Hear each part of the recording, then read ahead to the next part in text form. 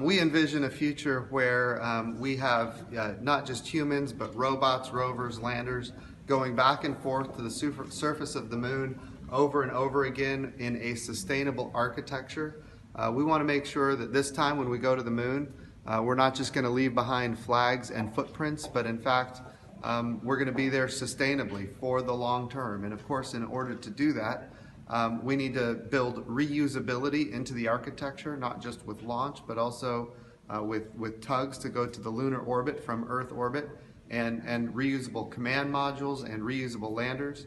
And all of this is going to require international cooperation. And of course, Italy has been a great friend to the United States for a very long time in this cooperative environment of human spaceflight and exploration.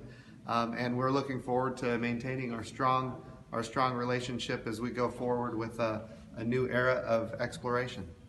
Professor Battiston, what should be the role of the commercial, the private industry?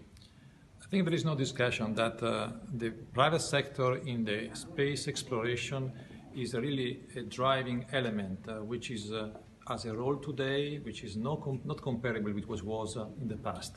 And looking forward for the next 10 to 50, 20 years, we should be capable agencies and the private sector to work together the best of the goal achievement. And this is what has been also said yesterday in our meeting.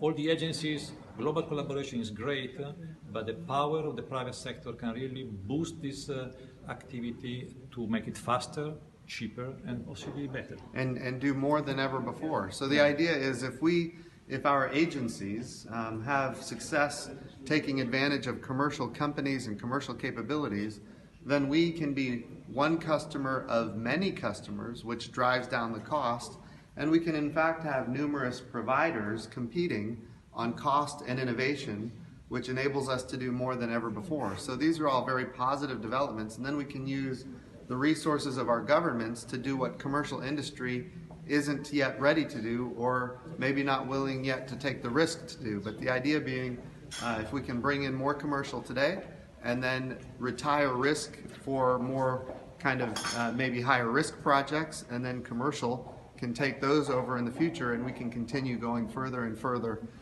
with the resources that our governments provide. And the last question, how is the state of NASA as a relationship?